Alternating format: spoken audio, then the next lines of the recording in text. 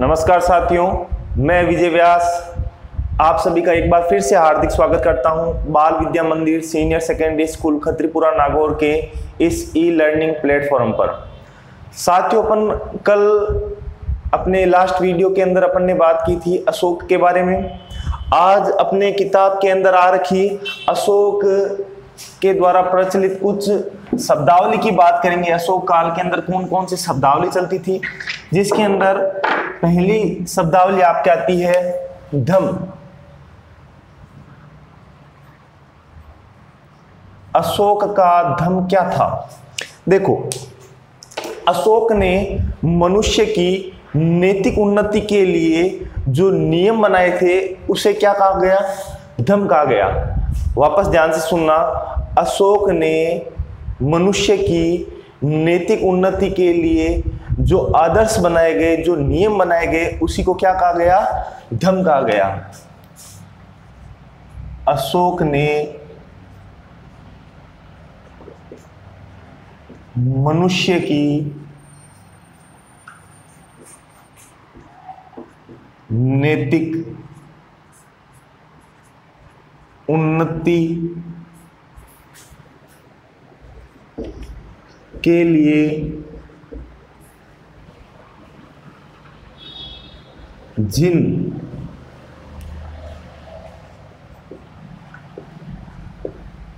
आदर्शों का प्रतिपादन किया,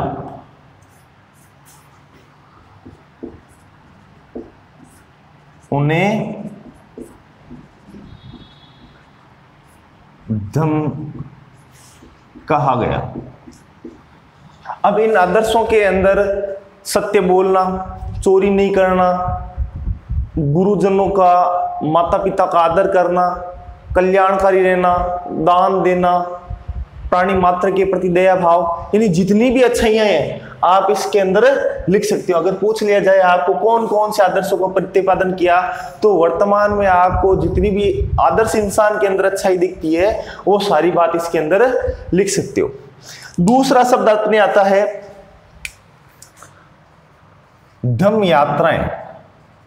कल भी अपन ने पढ़ा था कि वो धम यात्राएं करता है। यात्राएं,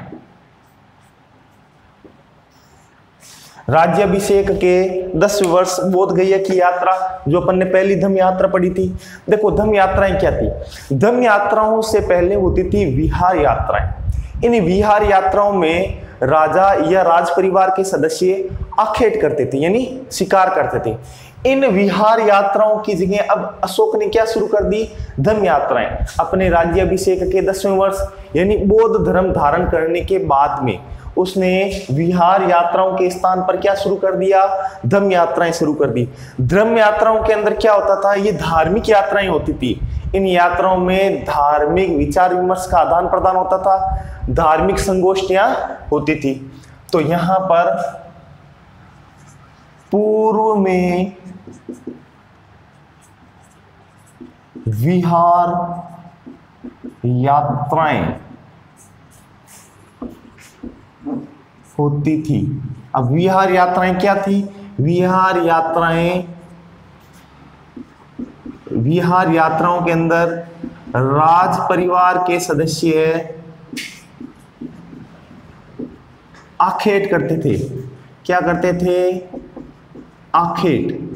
लेकिन पूर्व में विहार यात्राएं होती थी, लेकिन अब कौन सी होती है? लेकिन अशोक ने इन यात्राओं के स्थान पर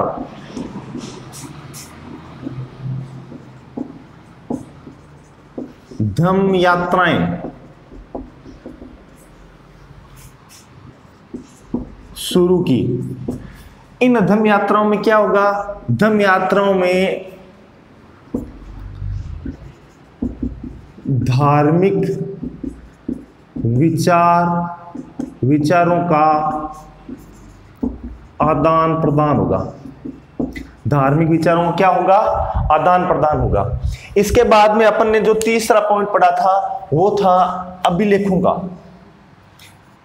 तीसरा पॉइंट किसका था? अभिलेख। देखो, अशोक भारत का पहला शासक था जिसने अपनी जनता को इन अभिलेखों के माध्यम से संबोधित किया।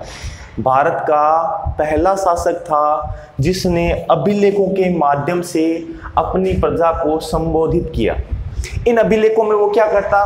नियम, सिद्धांत, आदर्श, इन सब बातों को लिखता और वो जनता के बीच रखता। जनता उनको पढ़ती और अपने जीवन में उन आचरणों को ढालती। तो अशोक भारत का प्रथम शासक था जिसने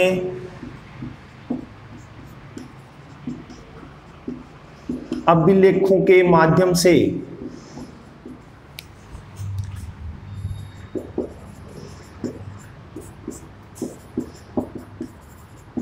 अपनी प्रजा को संबोधित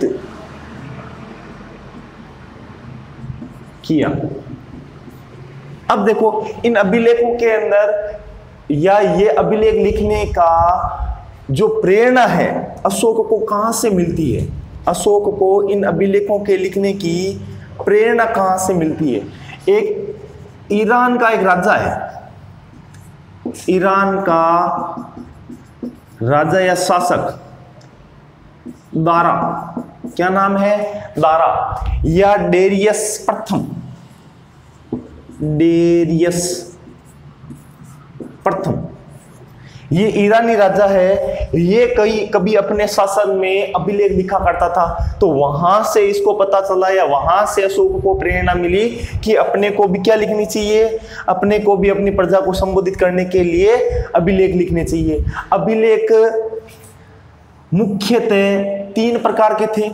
सबसे पहला था शिलालेख। शिलालेख, उसके बाद में स्तंभलेख। स्तंभलेख ये तो थे, वृहत स्तंभलेख और लघु स्तंभलेख भी थे। लघु स्तंभलेख।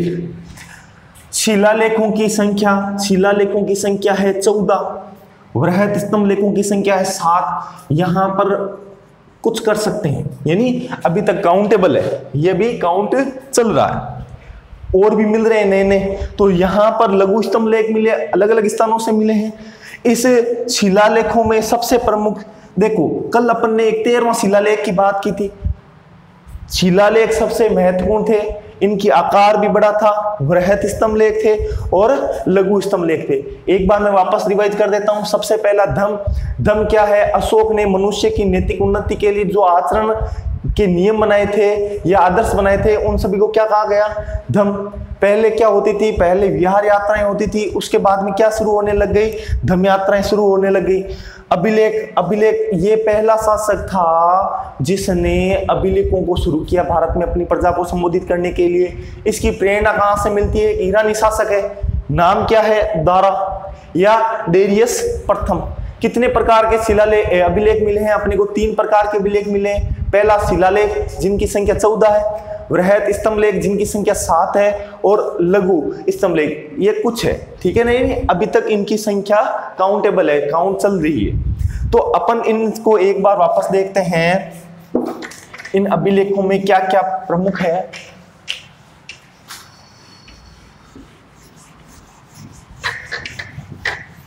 अगर मैं बात करूं सबसे पहले लघु स्तंभलेख की, तो आपको लघु स्तंभलेख के अंदर 2 स्तंभलेखों के केवल नाम याद रखने हैं, सारनाथ और सांची। सारनाथ और सांची, केवल 2 स्तंभलेखों के नाम याद रख लेना आपके लिए बहुत होगा। लघु स्तंभ लेख। लघु स्तंभलेख कौन कौन से प्रमुख? सारनाथ और सांची, ये तो आ गया आपके लघु स्तंभ लेख के अंदर। और अगर मैं यहां पर प्रमुख स्तंभ लेखों की, शिलालेखों की बात करता हूं तो आपको उन 14 शिलालेखों में से एक तो याद रखना है, दूसरा और तीसरा। इस दूसरे और तीसरे में क्या आया हुआ है? धम्म की परिभाषा। क्या रखी है? धम्म की परिभाषा। 13वें शिलालेख के अंदर क्या रखा है? कलिंग युद्ध का वर्णन आ रखा है। दूसरे और तीसरे में धम्म की परिभाषा रखी है। 13वें में क्या रखा है? कलिंग युद्ध का वर्णन आ रखा है। एक तीसरे शिलालेख के अंदर अल्पव्यय और अल्प संग्रह की बात करता है। अल्पव्यय और अल्प संग्रह की बात करता है। दूसरे और तीसरे में धम्म की परिभाषा रखी है। 13वें के अंदर कलिंग युद्ध का वर्णन आ रखा है और तीसरे के अंदर ही अल्पव्यय और अल्प संग्रह की बात करता है। अगर अपन बात करें, ये जो शिलालेख है, स्तंभ लेख है या जितने भी प्रकार के अभिलेख है, वो कौन सी लिपि के अंदर लिखे हुए हैं? तो अभिलेखों की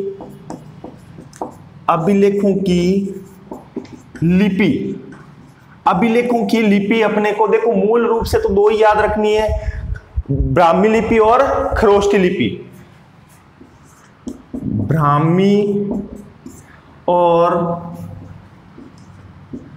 ब्राह्मी लिपि और खरोष्टी लिपि।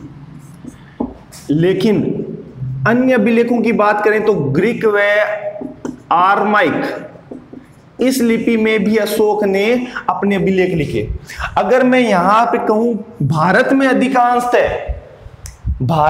अधिकांशतः किस लिपि के शिलालेख या अभिलेख मिले हैं, तो आप कहोगे ब्राह्मी। यानी ब्राह्मी लिपि के जो शिलालेख है कहां पर अधिकतर मिले? भारत में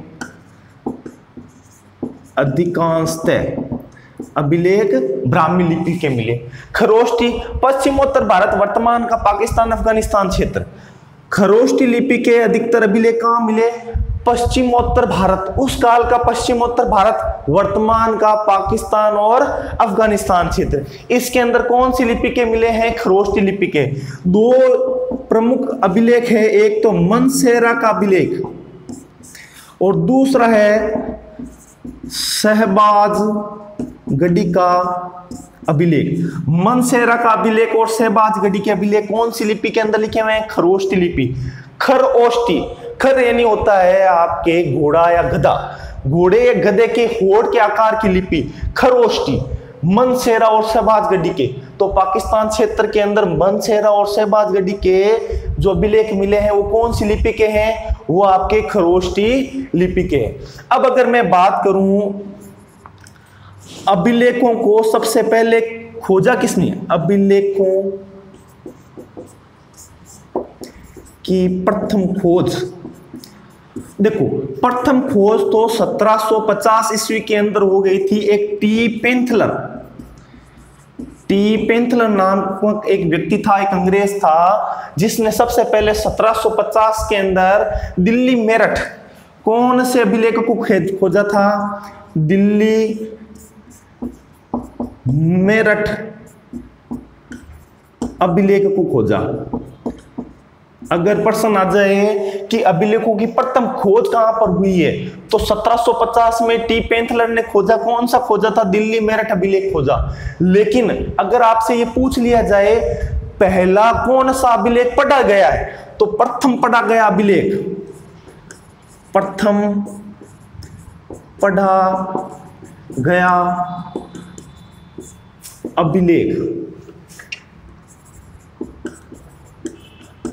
अभिलेख कौन सा है? ये है आपके दिल्ली टोपरा अभिलेख। देखो इसमें कंफ्यूजन मत रखना, दोनों लगभग एक जैसे लगते हैं। दिल्ली मेरठ पहले खोजा गया, पढ़ा कौन सा गया? दिल्ली टोपरा। ये किसने पढ़ा? 1837 ईस्वी के अंदर जेम्स प्रिंसेप ने, 1837 ईस्वी के अंदर जेम्स प्रिंसेप ने, 1837 के अंदर जेम्स प्रिंसेप ने। देखो कौन सा हुआ, अगर आपको पूछ लिया जाए खोजा कौन सा गया है पहला, तो आप कहोगे दिल्ली मेरठ अभिलेख। किसने? टी पेंथलर ने। कब? 1750 के अंदर। अगर आपको पूछ लिया जाए पढ़ा कौन सा गया है सबसे पहले, तो आप कहोगे दिल्ली टोपरा।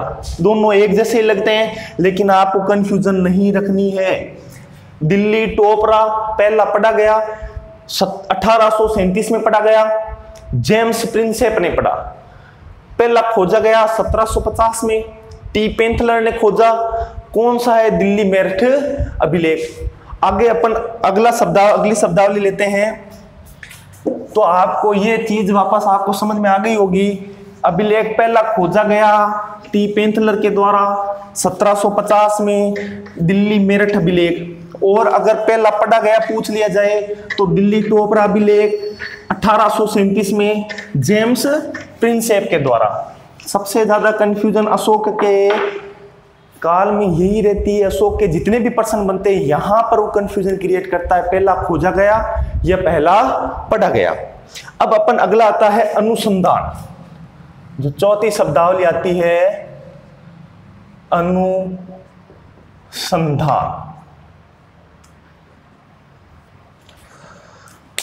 इस अनुसंधान शब्द को अशोक ने अपने तीसरे अभिलेख के अंदर लिखा है।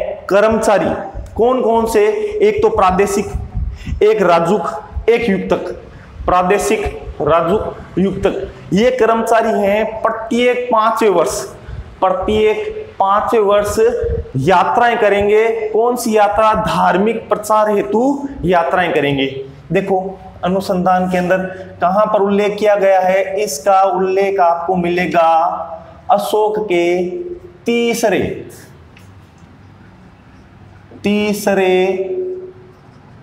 अभिलेख के अंदर।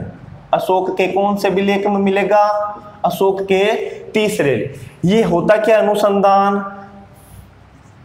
कर्मचारियों, कौन कौन से कर्मचारियों? एक तो प्रादेशिक, रज्जुक और युक्तक, ये 3 कर्मचारी हैं। इन कर्मचारियों को प्रति 5वें वर्ष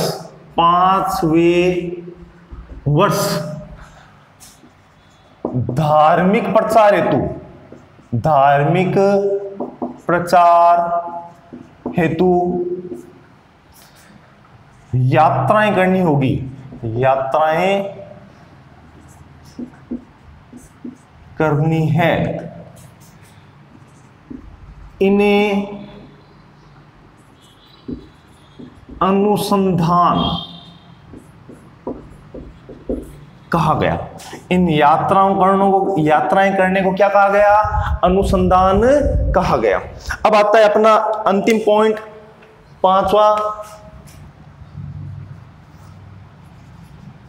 धम्म महामात्र।